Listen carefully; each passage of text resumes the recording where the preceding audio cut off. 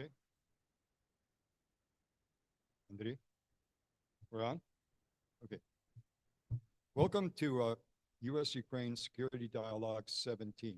My name is Walter Zaryckyj. Over the last few months, I've had the honor to be the events program coordinator. Today, I will have the privilege of being the events host moderator. Before we begin our first session with its distinguished speaker, General Kremenetsky, and then on to our very rich schedule throughout the morning and early afternoon, let me ever so briefly do what we traditionally do when opening our security dialogues. Touch upon the why factor of our event, what we're trying to accomplish in the proceedings, and then equally briefly, in fact, more briefly, explain the how factor, the rules of discussion. Okay, to the why factor, or what we're trying to accomplish today and tomorrow. The Security Dialogue series is a part of a larger set of forums, seminars, symposia dedicated to the pulse of Ukraine's Euro-Atlantic ambitions, more precisely, stronger ties to the US, stronger ties to Canada, eventual integration into EU, and ultimately membership in the premier alliance of alliances, NATO, that was first professed in 1999-2000 by both the executive and legislative branches of Ukraine and Ukraine's government, and were eventually endorsed in bipartisan fashion in the United States in the 2000 to 2004 period by the late Clinton administration and the early Bush administration. The first security dialogue in that series was held in 2005 in the wake of the Orange Revolution, with all its marvelous goals, aims meant to underline the sincerity of and irreversibility of Ukraine's Euro-Atlantic professions. It set two and co-equal markers for all future security dialogues. First, divining the depth of possible US-Ukrainian bilateral cooperation in security matters. And second, monitoring the pace of Ukraine's accession into the NATO alliance. In addition, it took initial steps with regard to the first marker by taking a closer look at Ukrainian joint operations in I-4, K-4, Iraq, and eventually Afghanistan. Security Dialogue 2 in 2006 took the issues related to the second marker, reflecting on a variety of UA-NATO partnership endeavors in the past and anticipating the offer of a NATO membership plan for Ukraine either in Riga in 2007 or in Bucharest in 2008. The excitement was almost palpable. Now, unfortunately, as everybody now knows and laments, the anticipated moves were never made. The map offer stalled first in Riga in 2007 and then more definitively in Bucharest in 2008, when Putin famously convinced the Western leaders to say yes, but not now to both Ukraine and Georgia. That disaster, if I can editorialize, was followed in 2010 by the coming to power of the Yanukovych regime, which in short order took NATO membership off the table and radically reduced any EU membership goals, aiming instead for free trade agreements and visa-free regime in Europe. This initially put a halt to the Security Dialogue series and then produced three events that sought to see if there was anything salvageable with regard, at least with regard to the Security Dialogue's first mark, that is, some form of US-Ukraine bilateral cooperation in defense matters. Not much came from those dialogues. Again, as we all know, events from 2013 to late 14 brought seismic changes as big as those of the 7 to 10 period in the history of the security dialogue. Why? Because the Euromaidan, or the Revolution of Dignity, emphatically reconnected Ukraine to a full-bodied EU-NATO ambition track. Indeed, eventually turned them into constitutional requirements. It also brought back the issue of closer US-Ukrainian bilateral cooperation. Indeed, with a vengeance, because this time there was a nasty and ironic twist. Russia, recognizing the glacial shift Ukraine might make in the aftermath of the Euro-Atlantic events, took Ukraine to war, even if in its less formal or hybrid form. No longer might defense cooperation between the United States and Ukraine be about joint patrolling and keeping peace in Bosnia or Kosovo or South Iraq. More likely, the issue would be the United States and Ukraine finding a way to keep Kremlin-induced conflict or war on Ukrainian soil from spreading from Crimea beyond Crimea and Donbass. Security, now quickly, Security 7 in 2014 reflected that new reality. There was some general talk about refocusing the old markers, but U.S.-Ukrainian cooperation to contain trouble spots in Ukraine's backyard took a front seat. Bilateral cooperation and advancement of NATO accession simply received good honorable mentions. Security Dialogue 7 to 13, running from 16 to 2021, and done under different presidencies, both in the United States, Obama, Trump 1, and early Biden, and Ukraine, Poroshenko and Zelensky, began in the spirit of Security Dialogue 7, with the attention primarily focused on keeping the 2014 Russian incursion contained. But containment process, once talk of aid by U.S. to Ukraine went from socks and blankets to protective gear, javelins, training Ukrainian naval and air cadres, intel exchanges, and plans for interoperability indicated in very practical terms Ukraine's integration into the Western defense structures nonetheless. What the mentioned 6 dialogues reflected was not lost on Vlad, I call him the man. By 2021, he became convinced, notice 5,000-word screed on the matter, that was either now or never with Ukraine. Any more U.S.-Ukraine or Ukraine-NATO chumminess in Ukraine would be irreversibly lost. And hence, in 2022, he launched the full-scale invasion, started the full-scale war in hopes of scaring the West away from Ukraine. The ploy did not work. As the next 3 security dialogues, the last 3, would testify. Discussion of aid from the United States and NATO to Ukraine as the war progressed went from javelins and cadre training to supplying Abrams, Leopards, Challengers, HIMARS, Bradleys, Swedish Riverine craft, Patriots, F-16s, Storm Shadows, and Mirages. Heck, by 2024, Ukraine had more NATO arms in country than many European NATO countries did. And an outside observer might say the US, NATO, and Ukraine seem to be the same team or one team. As the year progressed, though, through the US election cycle to the elections themselves, a new phenomenon did emerge. One that no one would have honestly anticipated even during the Trump 1 presidency, that the United States might someday be reassessing the value of Ukraine heading west and eventually becoming a valuable member of the Euro-Atlantic security domain. That phenomena promised to be more dramatically impactful than either Bucharest 8 decision or the Yanukovych presidency or the Euro-Maidan return to fold, which brings us, and now I end my little screed here, which brings us immediately and directly to Security Dialogue 17. The organizer read the tea leaves. Indeed, some predicted a truly troublesome time, but they calculated that the war would not end by the time the dialogue was run. So it was valuable to measure exactly what Ukraine was doing on the battlefield, and that a large portion of the US security establishment, both government policymakers and NGO policy influencer, might still see value in helping Ukraine defend itself against, dare we say, Russian aggression. This regardless of possible official shifts in policy, and that part we would welcome, and we are welcoming people who would want to state a different case. So here we are. Let me end my why item with the thought that the iconic greeting, may you live in interesting times. And remember that that may be vastly overrated. So very quickly now to the rules of the game. 1, discussion leaders get 5, on your program, discussion leaders get 5 minutes to introduce panelists and the topic itself.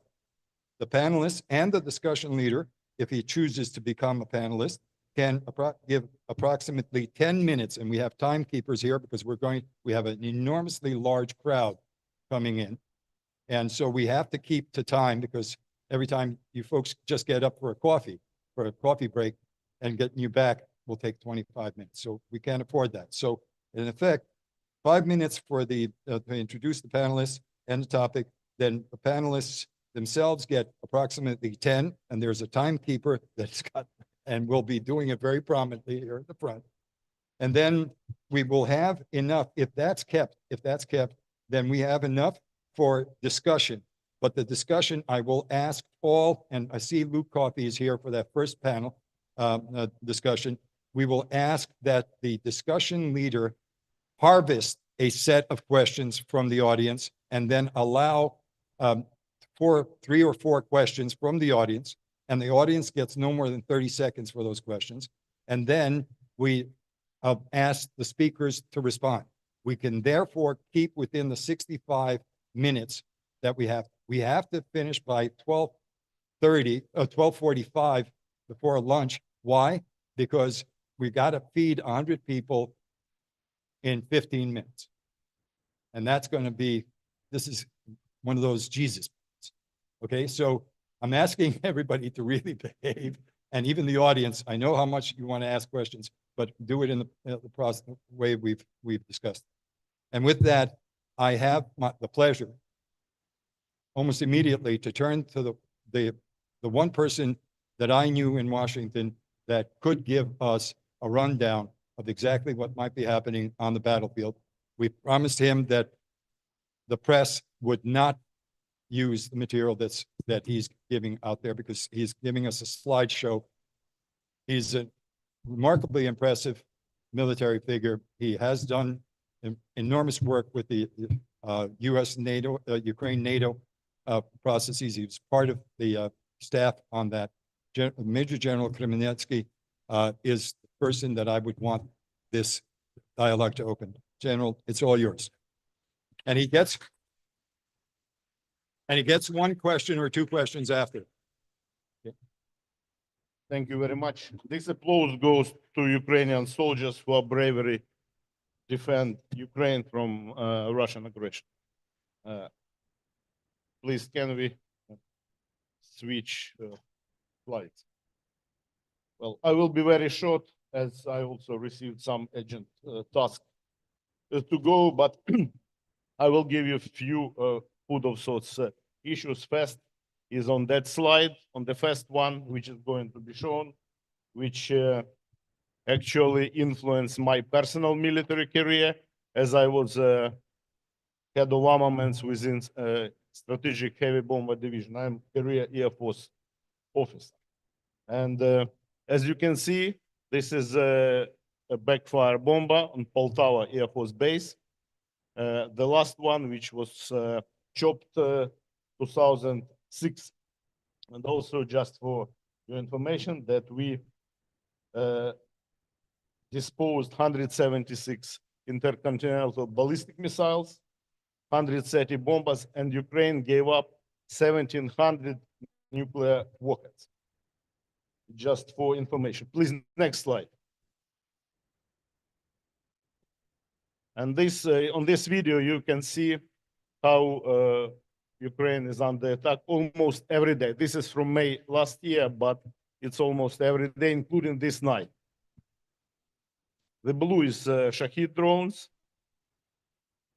Then goes cruise missiles. Then ballistic missiles. And guided bombs. In red, it's cruise missiles.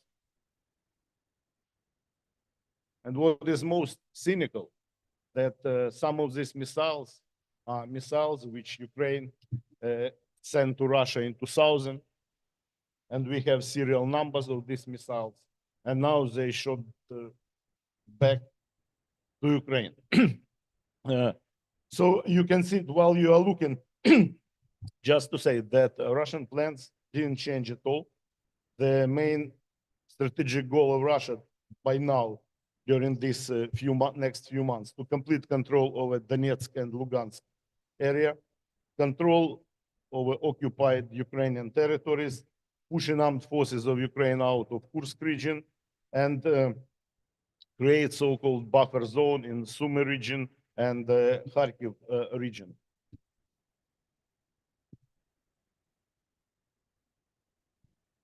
Russia, you can go to the next one. Yes, and next one. Russia permanently increasing the quantity of their troops, but as they feel lack of their cannon fodder, they use also North Korean soldiers. Please go next slide. You can see missiles attack, 3,300 missiles. I'm talking about cruise and ballistic missiles in 2024. And the next slide, please. That is attacks on Ukrainian energy infrastructure. With one person a few days ago said that Russia never shoot at Ukrainian energy infrastructure. Next slide, please. How it become possible? Because Russian industry, Russia started to increase their defense production. They made shift to three shifts a day, 24/7, increased quantity of people. They re-equipped their factories with Chinese and other countries' equipment. Please, next slide. That is approximate quantity, how they increase production with the help of some other countries. Next slide, please. And that is something which helps Russia to increase this. When I'm talking about sanctions, they are not working at all in full scale. And we found in Russian missiles and Russian weapons a lot of components produced in other countries. And I'm not saying that these particular countries provide this. This is going via the said countries, via companies. We are some dirty people, I should say, in this way, and so on. Next slide, please. Russia also didn't stop to mobilize people. By now, they are not mobilizing from Moscow and St. Petersburg, but they mobilize people from the poorest Russian areas, from prisons, and so on. Please go ahead. Despite we daily eliminate around 1,000 or 1,500 Russian soldiers. And the cooperation with North Korea, it's another example how Russia used so-called axis of evil to fight in Ukraine. As you may know that Russia deployed around 12 or 14, so it's okay. I'm not loud enough. I will be, I will use my military voice. So they use around 12 or 14,000 of North Korean soldiers in Kursk area. Around 4,000 of them were depleted, and they withdraw. Then I believe they are going to reconstitute and come back again. But Russia used 71 KN-23 ballistic missiles to shoot in Ukraine. Totally, they have around 148. But the most important that Russia import from North Korea artillery ammunition. We are talking about millions of ammunition, and that is something which creates some problems. Please, next slide. That is example of this KN-23 missile and some parts which shows also what parts are over there. Please, next one.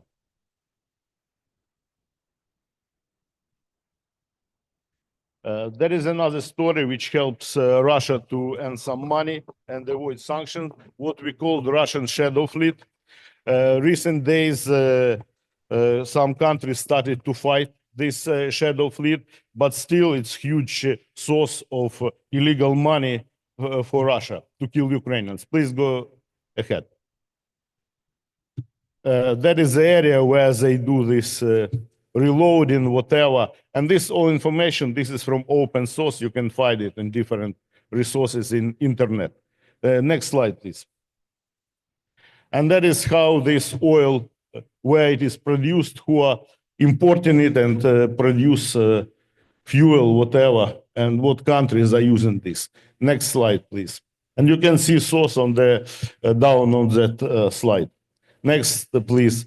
There is something which we are talking for a long time, that Russia can cut cables in Atlantic Ocean, Northern Sea, and this is example with Baltic Sea. And we know that Finnish Navy just arrested a Russian commercial ship for this. Next slide, please. How we can answer this? We can answer this only with asymmetric approach. with technology. And the Ukrainian drones program is something which support this.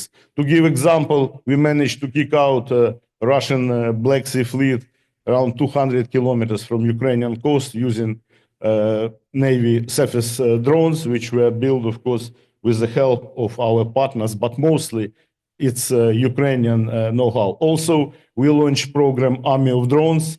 We produced, I'm not going to give figure, but around million of FPV drones, and we have technology to produce long-range drones with a range up to 2,000 kilometers, and you can see results of Russian oil refineries in the European part of Russia. Please, next slide. Just a few words about partners which are helping. There is Ukraine Defense Contact Group. 8 coalition capability coalitions were created within this group and with different capabilities. And we appreciate our partners to support Ukraine in this. Next one.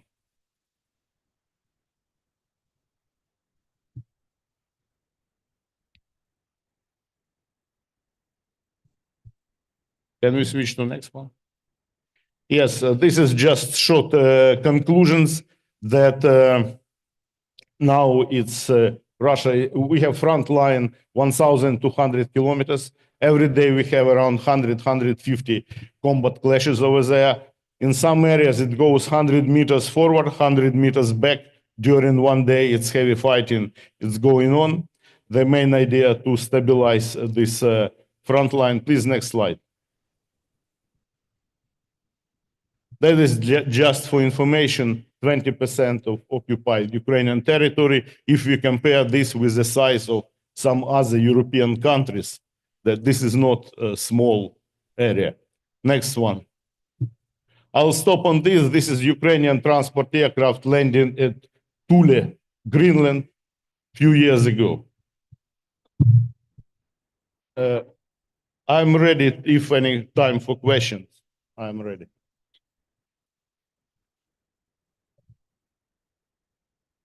Actually, I'm going to allow one question, if someone's brave enough to ask that. Go.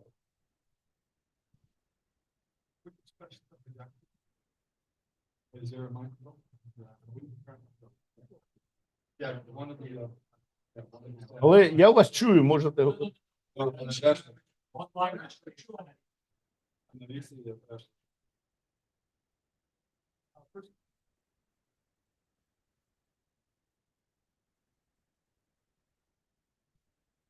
First of all, I wanted to say thank you. Дякую вам. And the question is, what kind of help right now does Ukraine need to defend against Russian aggression? From United States, since we're here? Well, we never were keeping silent to this. The priority is air defense, and that is we underline on all levels that air defense is the key priority. But to be very clear, we launch our defense industry, and we produce ourselves a lot of equipment, but sophisticated air defense, it's something which most agents need. I will stop on this. Yeah, I think I'm going to have to turn over after your presentation is absolutely first rate. I really thank you for the time. I know that you have to go. Yeah. Thank you.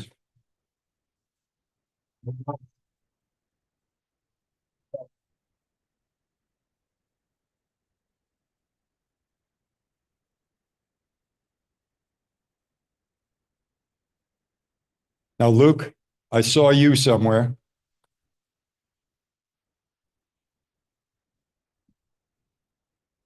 And I know Mr. George Barros is with us somewhere.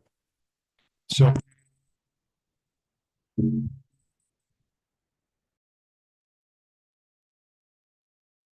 then we have General Wesley Clark on the line.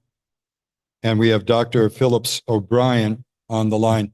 And Luke, at some point, I think Phillips asked that he might be able to go first, and then I would have wanted George, because I know George did a lot of work on the, but I think Phillips is pressed for time, so. No, I actually don't have to go first. I'll just have to go after this panel. Okay, then thank you, Phillips. I'm happy to go last as long as I'm kept No, on. yeah, because I had put you thing, I wanted you to do a nice summation, but okay, then it would be, yeah.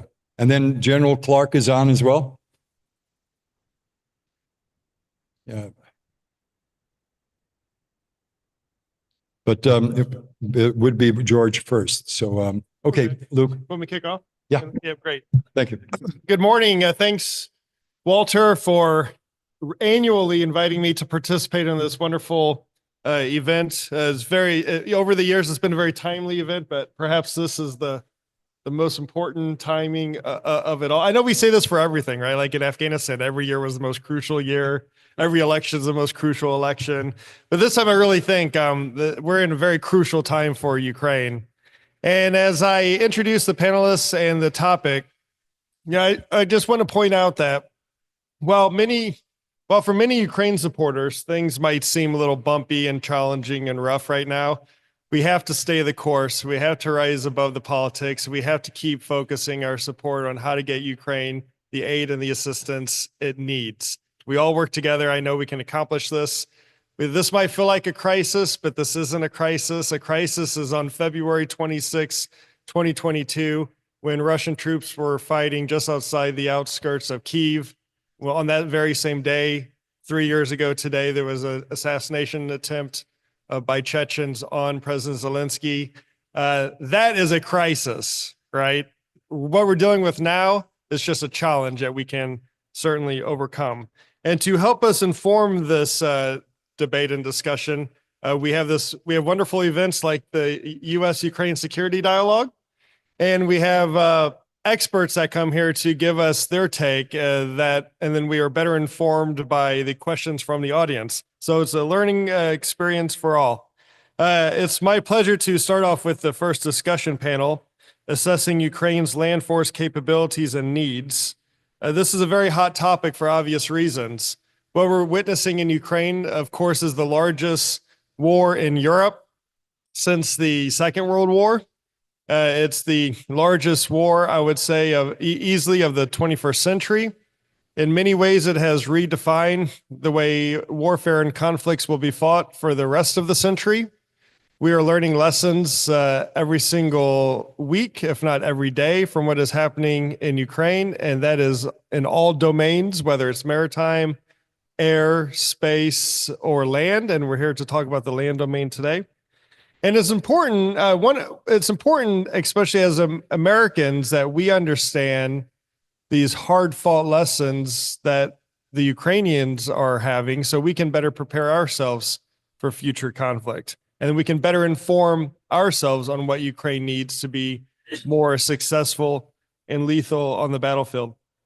For this discussion, we have three fantastic panelists. None of them really need an introduction, but I'll go on and just briefly name them and their affiliation, and then we'll kick off. I will ask that each panelist speaks for about 9 to 10 minutes, and I see there's a young lady in front of me with signs telling me I have 2 minutes left for this introduction, so I better speed up the process here. Each panelist better speak 9 to 10 minutes or you'll get a sign. And in order of speaking, we will have Phillips O'Brien, who's the professor of strategic studies at St. Andrews University, a well-known expert on geopolitics, and of course has been following developments in Ukraine since the very beginning. Seated to my left, your right, George Barros, who another well-known name, very active on social media with the Institute of the Study of War, focusing on the situation in Ukraine. And then our last, but certainly not least, panelist for this session will be General Wesley Clark. I don't know what affiliation or title to give him because he has so many, but I'll just call him the former Supreme Allied Commander of Europe. I think that is probably the most relevant to today. So, Phillips, I'm going to start with you. I think I've been demoted to the end, actually. So Oh, have you? Okay. Yeah. George, okay, then we've had a change of plans. George will kick us off. Thank you, George. Thank you, Luke. Good morning for everybody. Thank you, Luke, for that kind introduction. Thank you, Walter, for the invitation to come and speak here today. I think we can have a very substantive and interesting discussion about what Ukraine's land warfare capabilities needs are, what their capabilities are at present. And we could talk about those things, their systems, their leadership quality capabilities, their fourth generation capabilities. But I think I want to zoom it out a little bit away from the tactical level or maybe even the operational level and just maybe ground us with a strategic level overview for us to understand what is at stake and why the systems that ultimately we're going to have to persuade policymakers to continue sending Ukraine is so critical and important. I really like Luke's introduction. He talked about how this is actually a critical moment and year in the war. I couldn't agree any less. I think there's a misconception that the war is hopelessly stalemated, that basically this is like the Somme and World War I, and that's actually not accurate. This war is not hopelessly stalemated. The war has a positional nature. Neither side are actually capable of conducting operational level maneuvers for reasons we can get into. But that isn't actually going to necessarily be the future of this war forever. And students of World War I will actually recall that although the first several years of that war actually was positional, and you had battles like the Somme, World War I actually terminated in maneuver. After the relevant military scientists discovered and thought about the operational concepts to restore maneuver to the battlefield. So the principal challenge is actually, how do we restore maneuver to the battlefield? I'd like to talk about Russian vulnerabilities. There's a lot of discussion, a lot of introspection we can have about Ukrainian capabilities and capability gaps and necessary reforms and things that need to be augmented. But I want to be very clear that the Russians actually have a lot of vulnerabilities. Thanks to 3 years of dogged Ukrainian resistance and continued international support for Ukraine, the Ukrainians have fought the Russians to a near standstill. I want to be very clear, all the hyperbolic reports that we've read in the news over the last, I'd say maybe 8 or 9 months about rapid Russian advance in the east near Avdiivka and Pokrovsk, it's been hyperbolic. To remove all the adjectives and adverbs just in the facts, Avdiivka fell in February of last year. In the year since the fall of Avdiivka, the Russians have advanced their forward line of own troops about 55 kilometers. That's how far the distance is if you measure the front line from Avdiivka to the outskirts of Pokrovsk. In exchange for advancing 55 kilometers against mostly unpopulated fields and a handful of small villages, the largest of which was Selidova, the Russians lost over 5 divisions worth of mechanized equipment. So over 500 tanks, over 1,000 armored personnel carriers. And if you were to look at the metrics for what would be considered acceptable performance for a modern mechanized military, to lose 5 divisions over the course of a year to advance 55 kilometers is objectively very poor performance, and it's unsustainable. The Ukrainian land domain warfight actually has characteristics of attrition that work in Ukraine's favor at this stage of the war. Putin has mismanaged his superior defense industrial base, his superior demographic situation, and superior economy, whereas the assumption in 2022 was a protracted war of attrition actually benefits Russia. And I would have agreed with that assessment, provided the Russians optimize their fourth generation system, optimize their economy to do so, but they made bad decisions.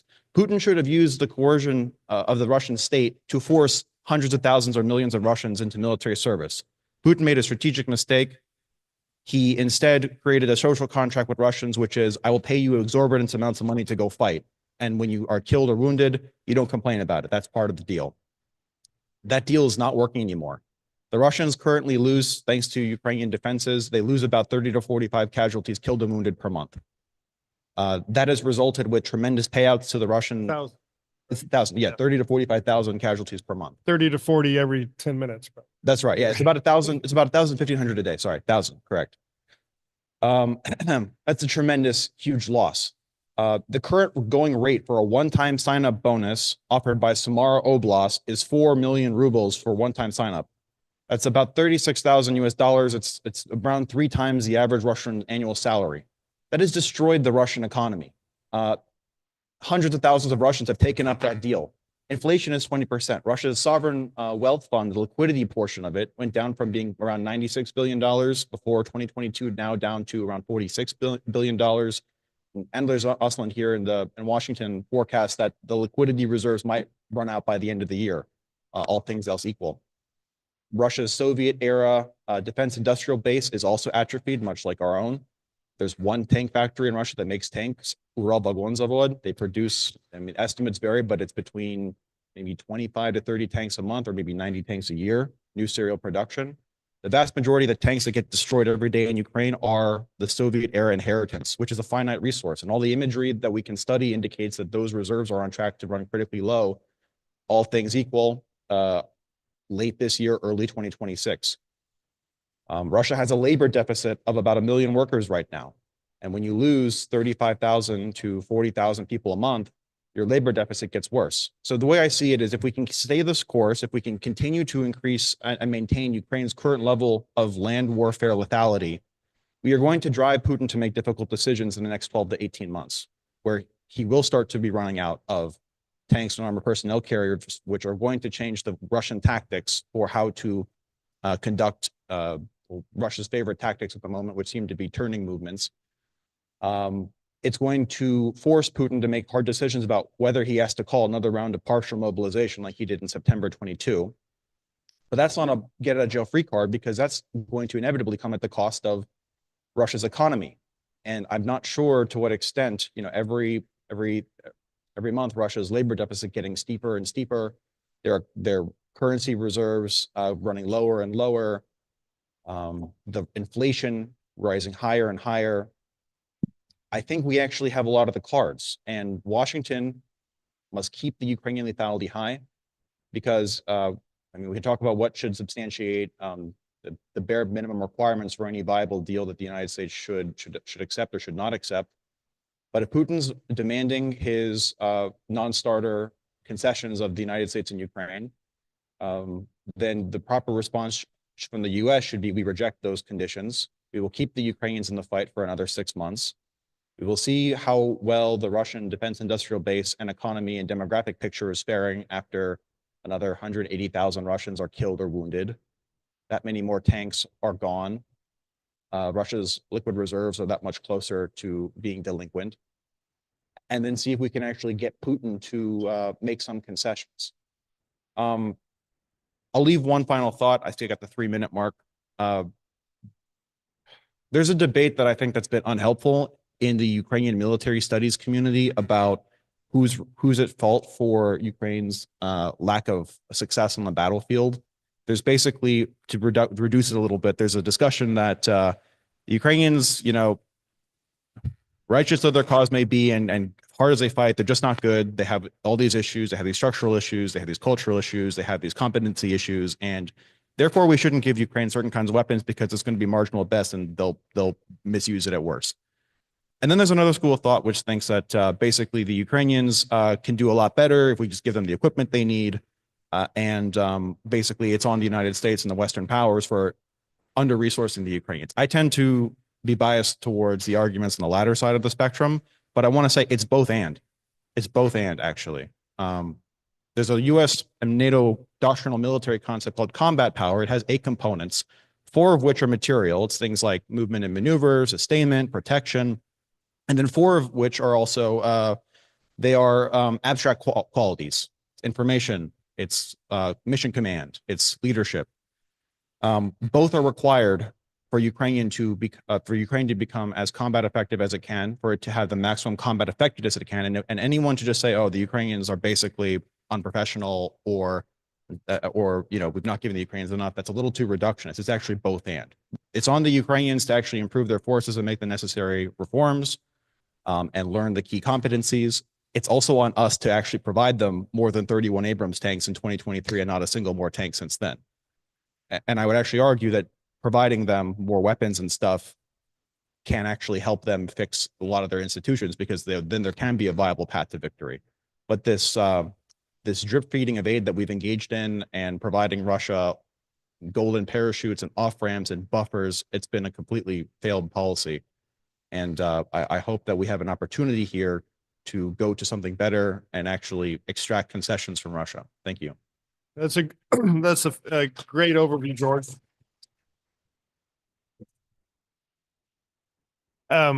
one of the most painful experiences over the past few years was watching the Biden administration policy of doing just enough for Ukraine so it can survive, but never enough so it could actually win. And we're living with the consequences of that today.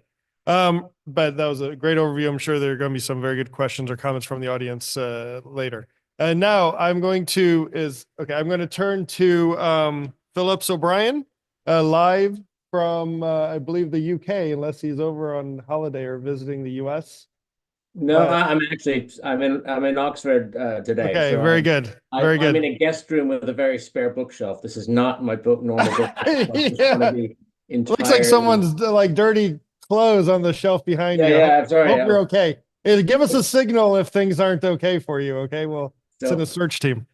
So I do apologize for sort of where I am, but this has been arranged before this trip down, before I was asked to do the talk. I mean, in many ways, I don't want to repeat George. That was an excellent overview, and he went through many of the points that I was going to go through. And instead of repeating them, I think if we look at the land war, and by the way, I'm always a bit confused by what do we mean by land war. I don't tend to look at war by platforms, or everything war seems to me a process which involves land, sea, and air. And that distinction is not always, I think, entirely helpful to make. And actually, building on what you just said, we are now, the big thing that's gone on in this war recently is the United States has moved from a position of not wanting Ukraine to win, wanting Ukraine to survive but not win under Biden, to quite possibly actually wanting Russia to win. Whether we want to admit that or not, the Trump administration is aligning in a much more closer way with Russia than it is with Ukraine now. This is coming from all the major policymakers, or almost all the policymakers from the president on down. They're speaking more positively about the Russians than they are speaking about the Ukrainians. There are no, it seems, possibilities, no plans to pass another aid bill through Congress, which would see a more aid going to Ukraine. So from what we can tell, that seems to be off the table. There are, I guess, reports of aid still left over from the Biden administration getting across the border, but I think we can assume that that will slowly work itself out, and then actually U.S. aid will dry up, if not end completely. And indeed, if you're talking about real concern, it's at that point that the U.S. in a sense not only stops aiding, but stops doing things that have made a huge difference, such as providing intelligence. U.S. intelligence cooperation has been extremely important for Ukrainian military operations. And in some sense, the United States just steps away from the war almost entirely. And indeed, in even a worse case, that the United States is more friendly to Russia than it is to Ukraine. That is not impossible to imagine. This is a country, the United States is now threatening democratic allies from Denmark to Canada. It is speaking much harshly about its NATO partners. So it is not, I think, inconceivable that the United States will actually, I don't think, become an ally of Russia, but at least not be unfriendly to Russia as the war goes forward. We've already had threats to, say, turn off Starlink, which would be, I've been talking with Ukrainians about the effect of turning off Starlink, perhaps, and certain elements of them are quite concerned about what that would be. It wouldn't be devastating. It wouldn't change everything on the battlefield, but it would be the kind of example of where the U.S. could move from being a supporter to actually an impediment to the Ukrainian war effort.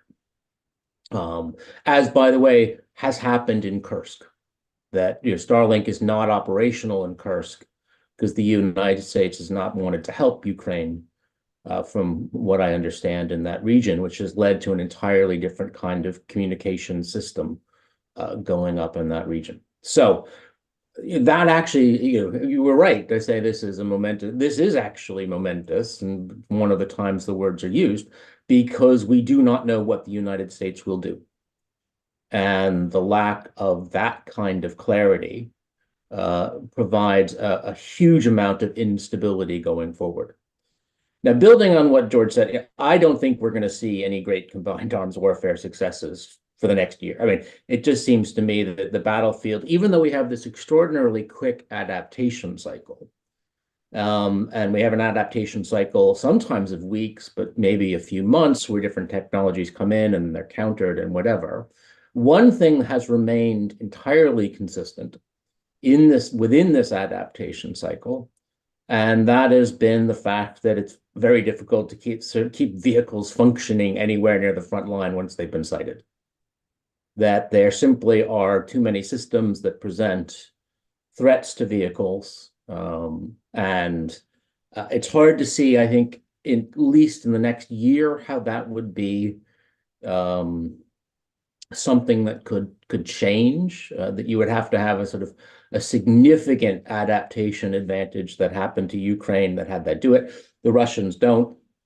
In most cases, actually, what we're seeing is a demechanization of different parts of the battlefield where advances are actually being done by infantry. And that is sort of a reality of the battlefield. I personally don't see how, particularly with the US potentially out of the ball game, and that is a possibility, I don't think that actually is something that's going to have, that's going to change. So the Ukraine is going to have to fight an attritional war for, and people don't like that phrase always, but for the rest of 2025, it's probably going to fight an attritional war of some kind. I actually think that's by far the best strategy. I think the Ukrainians think that's by far the best strategy now, because it both keeps their casualties down as much as possible and gives them an ability to take Russian casualties at a very high level. What I've been thinking about is what the Europeans could do if the Europeans try to replace the United States. And I use that word carefully. The United States cannot be replaced. It just can't. I mean, Europe cannot do anything close to what the United States can be. So what Europeans would need to do, I mean, to use a terrible sports analogy, it's a bit like Billy Beane in Moneyball. They're going to have to find a way to replace certain things in the aggregate that the United States has been giving to Ukraine to try and keep the Ukrainians going in 2025 and fighting the most effective attritional war that the Ukrainians can fight. The general to begin with is right. I've been just asking Ukrainians, what do they need? It is interesting that if the US does walk away, the Ukrainian real concern right away is air defense. That there would have to be a consolidated effort across Europe to try and bolster Ukrainian air defense in all levels, from handhelds to Patriot missiles, if you could buy them, to providing of European systems, that becomes a huge concern for Ukraine with the US out of the game. Because the US has provided really, most of the really successful anti-air systems have been US. So that would be something the Ukrainians would have to be supported with. The thing that actually, and also that building on the general's talk, what Europe would probably need to do, and they actually could do this, and in some ways they already are doing this, is even beef up more the cooperation with the Ukrainians in the building of UAVs of all types. I mean, I don't want to, one doesn't want to say too much, everything's different in technology, changing everything. But at least what I've heard recently in talking to some Ukrainians, in fact, just the other day, I was talking to a sort of junior officer who's been fighting in Kursk. And he said, 2 months ago, that one FPV drone was considered the value of 10 shells, 10 artillery shells. Now it's even more. So the effectiveness of UAVs continues to grow for Ukrainian forces. They're just considered a far better way to fight the Russian army in this kind of war, defensive attritional war, than shells. And so what Europe can do is at least continue to support the growth of Ukrainian industry, and Europe will have to and can benefit by itself by having some sort of enormous pan-European program for UAV production. which Europe can make a massive difference. The European economy is still, I mean, the European economy is what, 20 times the size of the Russian economy? That it has access to the technology and resources that is something of a league entirely higher than the Russian resources. So really what the Ukraine needs to do is to be helped to fight an attritional war against the Russians a bit at a higher level by Europe while keeping the country protected from, keeping its power system on, keeping its air defense going. And that really seems to be, from what I've heard from Ukrainians, is the way forward. Because when the dust settles, and I really would like to echo what George said, this has not been a successful year for Russia. The Western reporting has been close to shameful about the state of the war.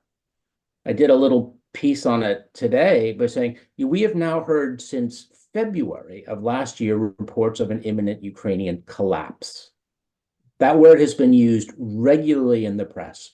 Washington Post, BBC, other places. Ukraine is on the point of collapse. Ukrainian morale is cracking. Ukrainian forces are almost giving up the fight. They're losing their faith in their government. And beyond that, there's this talk about these great Russian advances, the Russian steamroller, which, by the way, is a narrative that has been reinforced by the present US government. That if you look at the present US government, they buy hook, line, and sinker this notion of almost an unstoppable Russia and Ukraine on the back foot. Well, in terms of percentage, in 2024, Russia captured at most 1% of Ukraine. That's what we're talking about. All right, 1% of Ukraine at a casualty level approaching 400,000, maybe a little bit less. That is not a sustainable war effort for Russia, as George said. But this provides the way forward for Ukraine if you can both reduce the percentage that Russia can take and up the losses. So Russia is fighting an unsustainable war if Ukraine can be aided to keep it going. So I think I'll be quiet there and turn it over. Thank you.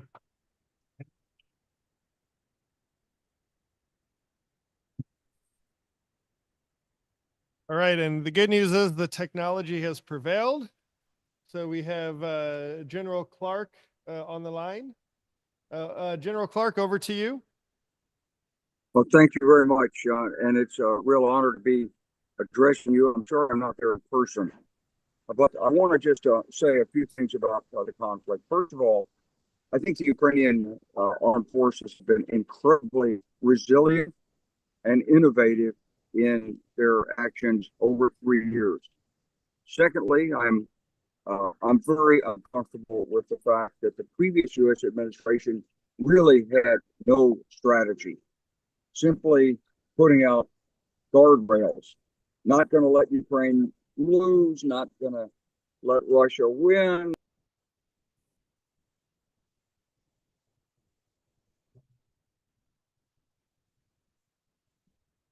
Right. So the technology did not. Oh, he's back. All right. Yeah, probably is actually. And so I've got a weak signal here. I'm sorry, but I think you can hear me. Is that right?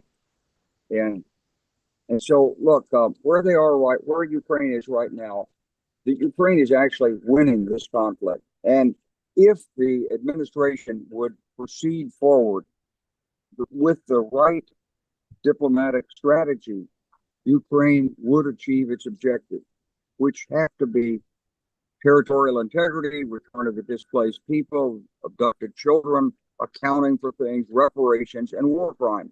And then sanctions can be reduced gradually on Russia as it complies with reparations.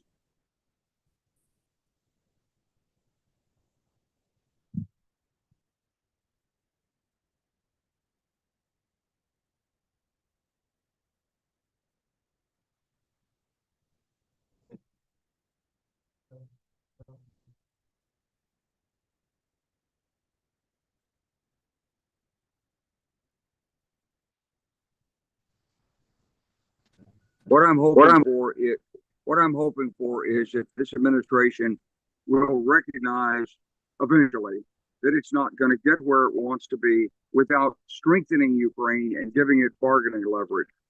But I'm not, as each day goes past, I realize that what we're faced with is a different circumstance, a circumstance in which the administration's overarching objective is not the restoration of peace and stability in Europe or the deterrence of conflict in China, but rather a different approach in which it seeks to rewrite the global rules of the road, and in which it's unfortunate that there's a war in Ukraine.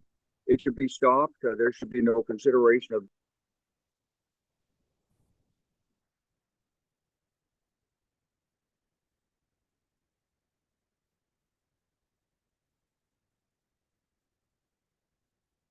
All right. If he comes back, let me know. All right. A field in Arkansas.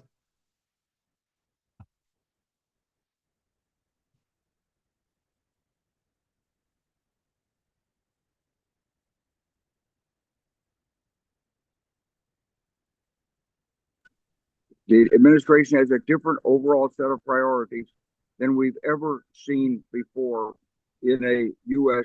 post-World War II administration. And the consequence of that is that Ukraine is being placed in a disadvantageous position. It's too soon to call the outcome. But this is just my personal opinion, obviously. But the only way to really achieve lasting stability is the deployment of European peace enforcement forces with a strong U.S. intelligence, logistics, and fire support background, and a link to NATO. And whether that means an eventual NATO membership or a certain time period for NATO membership, it cannot be. You cannot assure stability simply on the relationship of three emperors: a Chinese emperor, a Russian emperor, and a dominant U.S. president. That's not a recipe for stability. The one piece of good news coming out of all this, of course, is that maybe Europe, after a century, maybe Europe can get its act together, take its defense seriously, appropriate the right funding, come together behind the courage and resilience of Ukraine, bring Ukraine immediately into the European Union, and double our defense budget. But when I hear brave talk of, hey, we're going to raise our defense budget to 3% by some countries in Europe, it's totally inadequate. They need an emergency program to raise their defense budget. They need to take this as a prelude to being invaded. And if they do that, they will deter Russia. But if they continue business as usual, they won't. With respect to the specific tactics and organizations of the war, I think it's essential that Ukraine militarily build up the operational maneuver capacity to seriously threaten the territorial integrity of Russia.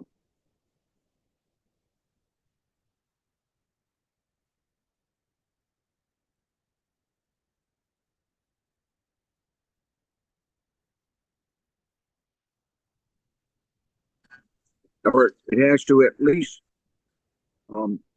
threaten the expansion of the Kursk penetration and find a way to get back into Donbass. The Kursk penetration was very well done. It was the start of combined arms operation with electronic warfare, artillery, logistics forward, but it was on a very small scale.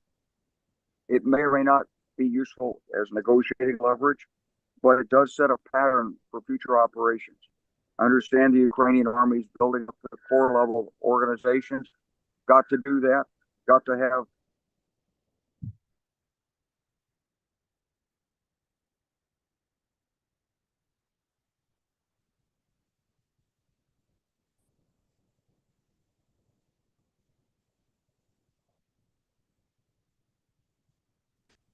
Walter, did any of this come through? Yes, thank you, General. We got most of it.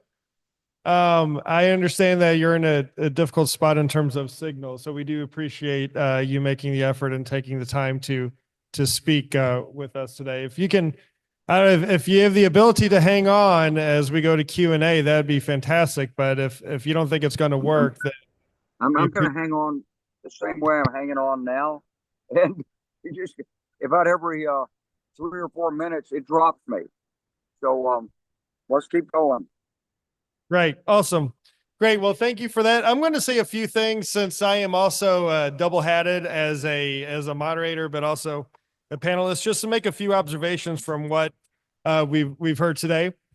There's been this emphasis on the new developments on the modern day battlefield, especially with the prolific use of drones and various types of drones, and then the drone countermeasures with electronic warfare and how this is shaping and changing dynamics on the land domain of this battlefield. But I think I made this point last time or a couple of years ago here. One thing I want to reiterate is that we have to make sure we don't forget or learn the wrong lessons. And while these drones, FPV drones, and these other technological advancements on the battlefield enable the soldier or the Marine to be more lethal and effective, at the end of the day, God willing, when Mariupol is liberated, it's going to be That's now it comes. probably going to be an 18 to 25-year-old male who is tired, hungry, dirty, hasn't slept in 3 or 4 days, and is carrying about 100 pounds on his back. At the end of the day, just the basic soldiering is just as important as the technology and the training of this technology. So one thing that I've been really encouraging in recent years from the very beginning of this large scale invasion was the training of junior members of the armed forces, like a basic boot camp style training. We should have been doing this from the very beginning, even for Ukrainians who weren't conscripted or who had no desire to sign up to fight, because you never know where the future may take you. And having a larger group of Ukrainians with basic combat training, I think would go a long way at making a more resilient society. Also, I want to echo what every speaker said today about Russia's not winning this. I mean, I don't know on what planet you'd have to be on to think that this has been a great success for Russia. Last year, Russia, by some measurements, was able to capture 4,500 square kilometers of land. And of course, none of this is linear and there's no straight line to such things. But if Russia keeps up the pace it had in 2024, it would take 107 years for them to take the remaining bit of Ukraine. It's very attritional. They're not making the advancements at a worthwhile price for what they're paying. And as George very detailedly pointed out, the problems with the Russian economy and society, I think this is the time to stay the course and to apply more pressure. And this brings me to the final observation I would like to make. We don't know. I'll be honest with you. We don't know where President Trump is going with these negotiations or his tactics or his approach. And honestly, I'm not sure he knows yet. And if he doesn't know, then nobody in this room knows. We hear conflicting reports constantly. Just yesterday, President Trump suggested that Ukraine should get back some of its territory. But 3 days before that, he said, well, Russia paid a high price for that and they should get to keep it. Just last week, or just yesterday, we also heard President Trump say that Ukraine will continue to get weapons for the front line as long as talks are ongoing. And this is good news. I mean, this is actually the most important thing right now. It's more, look, the UN vote on, I think, Monday was, I mean, come on, give me a break. What is this, right? China and Iran both abstain, but the U.S. votes with Russia, North Korea, and Belarus. We could have, in the UN, you have four options: vote yes, vote no, vote abstention, or don't show up. Which, if you look at those screens of how countries vote, when you see a country with a black box next to it, they were absent. They didn't show up. We could have done that. We could have abstained. We've done both in the past throughout the course of the history of the UN. But we didn't. But then again, as long as the weapons are flowing, this is the most important thing, as long as they are actually flowing. So I think with, Trump's approach to these negotiations, we should constantly remind ourselves not to take the bait, to take a deep breath, to analyze the situation in the whole. And, let's see what happens on Friday if President Zelensky comes and signs that mineral deal. Let's see what happens when U.S. Russian officials meet in Istanbul in a few days. Because I could, in the same way that this week it was President Zelensky that was annoying President Trump, a week before, Trump tweeted out that he would quite easily destroy the Russian economy and Putin could do this the hard way or the easy way. So we just don't know because it's all over the place. And if we find it difficult, imagine being a cabinet secretary that has to go on Face the Nation and trying to balance, not looking like a fool, but also not contradicting the president of the United States. So one thing on this issue is that, President Trump and those around him are fearful of another repeat of the Afghan debacle. Because I think deep down inside, many of them know it could have been them had he won in 2020. And that disaster could have been landed on his plate. We'll never know one way or the other, but it could have been. And they dodged that bullet. And they do not want a geopolitical repeat of that disaster. And I think this plays to the advantage of Ukraine. And one point I'll conclude here before we turn it to the floor. On Kursk, this last August, when we had the first reports that Ukrainian troops were entering Kursk Oblast, there were many people thousands of miles away who were questioning the wisdom of this and saying, well, these resources could have been better used in other places along the front line. Why are they doing this? They'll never be able to hold it. And now, more than 6 months later, the Ukrainians are still holding a nice chunk of Kursk Oblast. And I will tell you, in the upcoming talks and negotiations that may take place, every square meter of Kursk Oblast that the Ukrainians control is going to be worth thousands of square kilometers of Ukrainian territory that Russia is controlling. And the fact that Putin hasn't been able to claw this land back, even with the help of North Koreans, shows how entrenched I think the Ukrainians are in this area. And by my count, and I'm sure someone in the audience will correct me and say I'm wrong, but by my count, I've only found about 4 occasions since the 1500s, since Ivan the Terrible, that Russia has had to negotiate an end to its conflict while part of its territory is under foreign control. And this will be the 5th time since the 1500s. So this is an important dynamic in these talks. And whoever idea was back in the summer to prepare for the Kursk operation in that August, I think was a strategic genius. Right. Enough from me. Let's open it up to the floor. If you could, oh, wow. All right. State your name, any relevant affiliation. And if you have a question specifically for someone, say that. Do we have microphones? We have, yeah. Oh, yeah. That's right. I'm going to take a few questions. Yeah. So let's go the gentleman there in the tan shirt, and then we'll go to the gentleman at the end of the table there. Well, first, thanks to all the speakers. My name is Alek Kasman. I'm with Protect Ukraine Now. We're NGO advocating for increased military support for Ukraine. Question, there are 2 lines of thought. One of them is something we've heard today. Russia is fighting unsustainable war and they cannot continue for too long. The other thought is Russia is an immediate threat to Europe. Poland, Finland, Estonia, all these countries face a possibility of attack from Russia, and they need to be immediately stopped.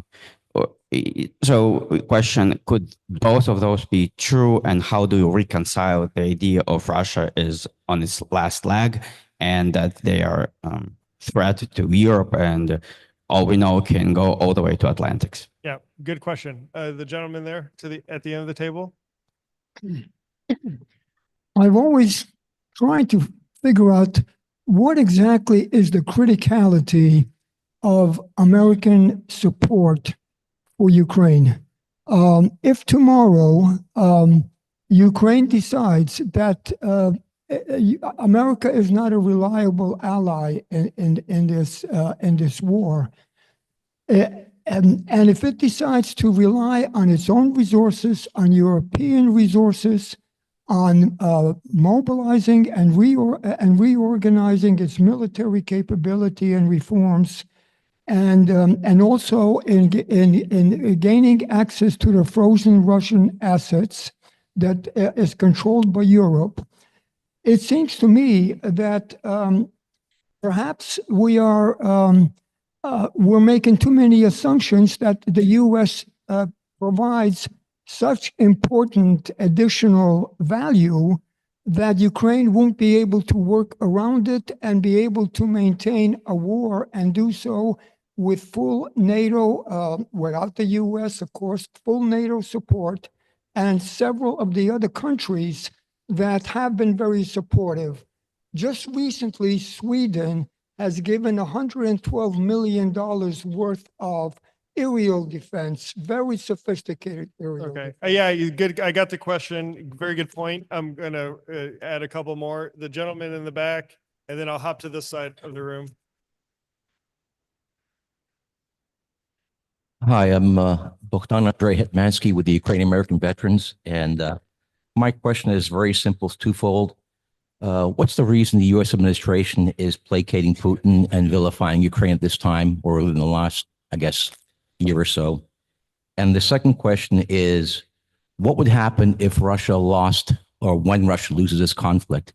Is it because that there's a concern that with Russia losing the war, there would be a disruption in the global balance of power between Russia, China, and the U.S.?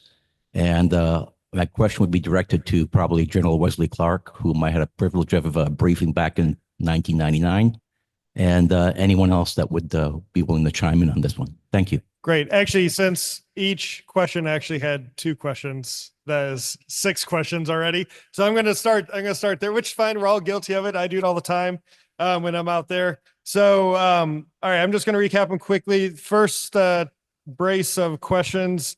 How do you reconcile the 2 points that Russia's method of fighting is unsustainable and they're on the ropes, but yet they still remain a threat to the transatlantic community?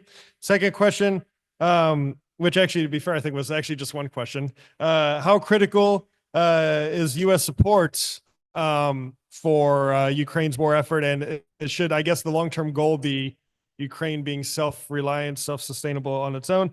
And then the third question is, why is this administration seemingly placating Russia now? And what happens when Russia loses? What would the geopolitical consequences be? I'll open this up if anyone wants to take a first stab. I know it's difficult for any of our Zoom, Phillips or General Clark. If you would like to take a stab at any of these, go ahead. I can take a stab at the European ones if you want. The European, I mean, no, Russia is not right now an immediate threat to Europe because 90% of the Russian army is in Ukraine. In fact, the borders with the rest of Europe are almost completely unpatrolled. There are hardly any Russian forces, say, protecting St. Petersburg. The Finns could walk in if they wanted to at that point because the Russian army is entirely in. The reason that argument's being made, however, is because Europe has basically failed to take advantage of the past 3 years of Ukrainian effort to properly prepare themselves for the future, not for now. That Ukraine actually gave Europe an extraordinary opportunity of extra time to get ready in case Europe has to look after itself, and the Europeans preferred not to do that. They preferred not to think about it. And I think that's what the issue. So Russia is not now a threat to Europe. or the rest of European states, particularly if they stay united, because they don't have the military force. But they can rebuild, particularly if they get a lot of US and Chinese aid. Remember, Russia is not just fighting on its own, it's actually getting a lot of aid. And so that has to be looked about as a future. But the other thing to understand is they are hoping beyond hope that Trump doesn't actually go down the road that he seems to be going down.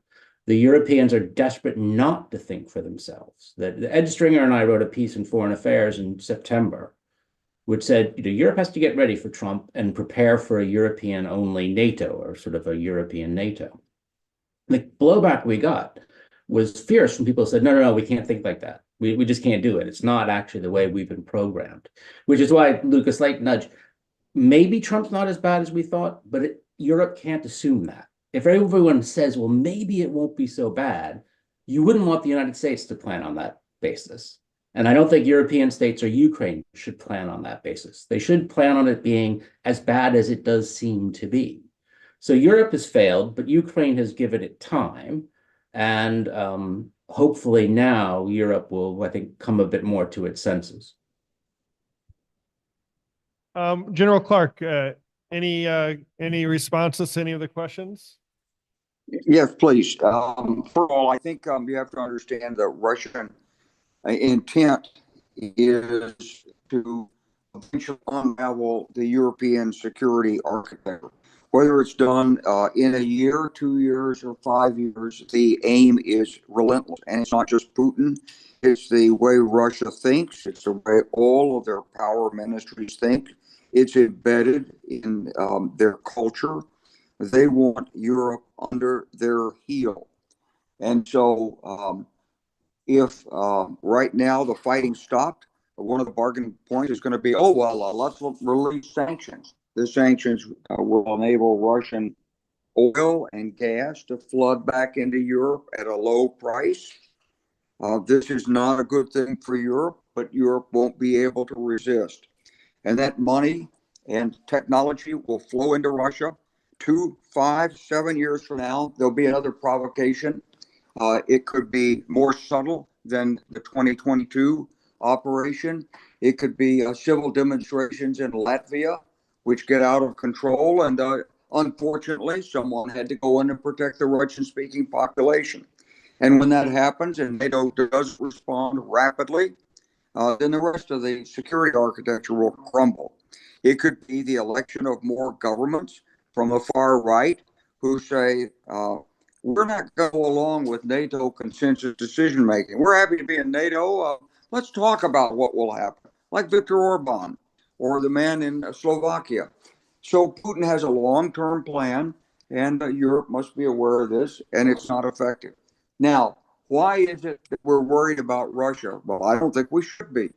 But there's been a long strain of thought going back into the late 1980s, early 1990s, fear of loose nuclear weapons.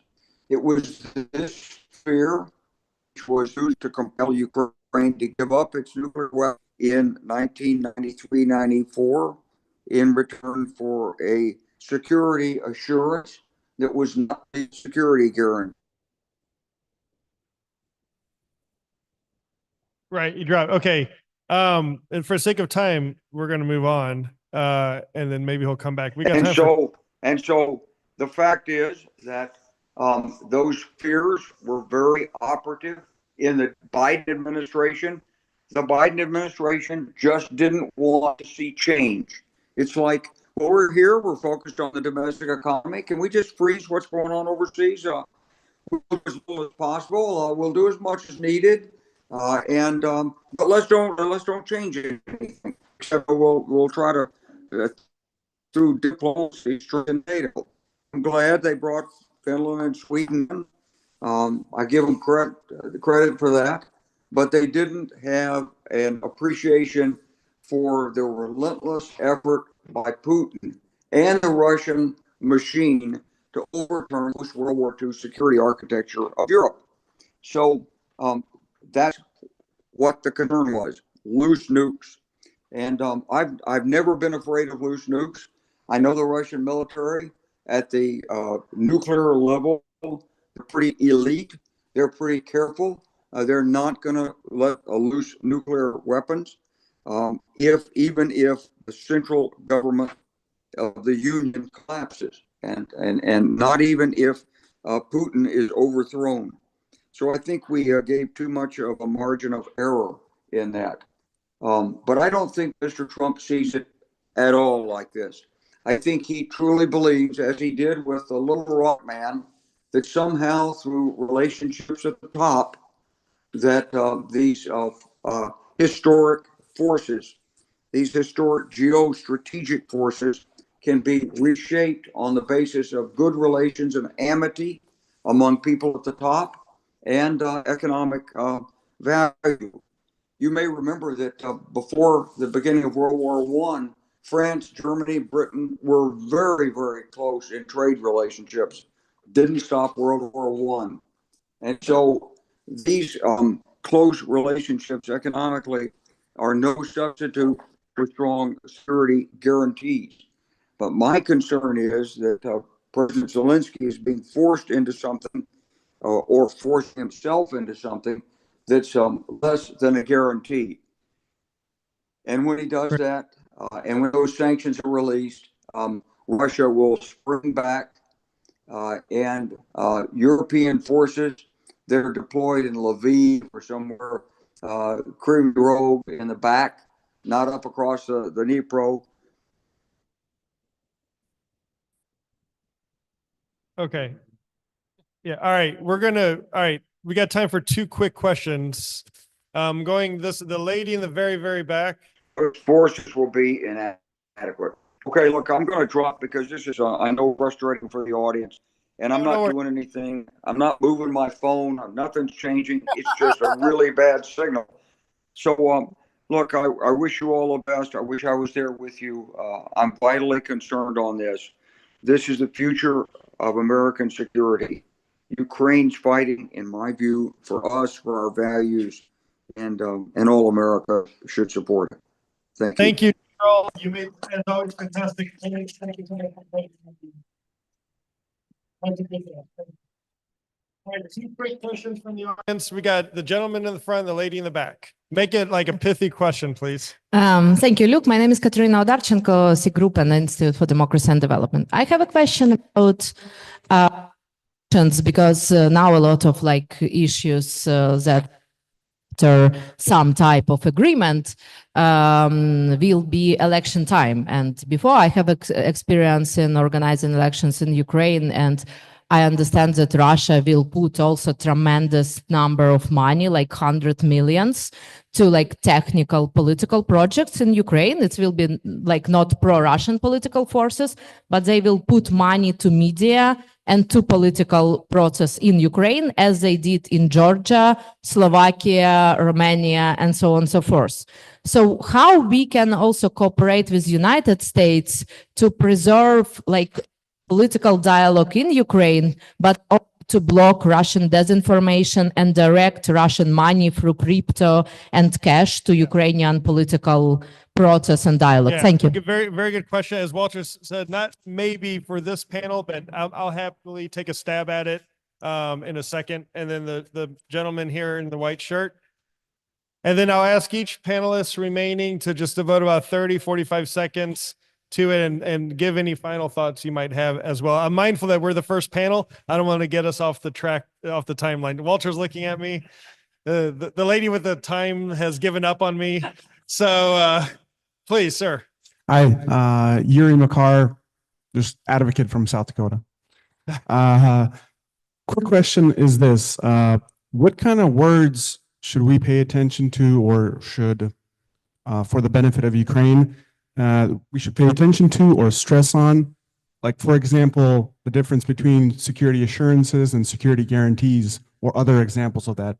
What kind of words should we give support for, if you understand my question? Yeah, very good. Yeah, absolutely. Very, very good question. All right. We'll start with Phillips on Zoom, and then we'll work our way to the moderator here. Sure, I'll be very quick. First question, you cannot cooperate with the United States because the official position of Trump is that he would like a Ukrainian election and he believes Zelensky will lose. And what he has actually done is moved closer to the Russian position in the last few weeks and months. So the United States is now actually calling for an election. There have been a number of senior US officials calling for elections. And there seems to be that there is actually quite close connection. So what you can only do really is hope to cooperate with the Europeans, who will resist to some degree the kind of Putinist influence that is going. But the US government's position seems to be now that Ukraine should have those elections, and Trump has been openly very damning about Zelensky. And I think that is the kind of thing that just needs to be faced. Right, George? Yeah, I'll take a stab at the gentleman from South Dakota's question. I think the key thing will be sovereignty. The moment that we get into a discussion about where are the new borders, where do things change, and that sort of thing, we failed, because what Putin seeks is not just territorial conquest, but he seeks to neuter Ukraine as a sovereign state.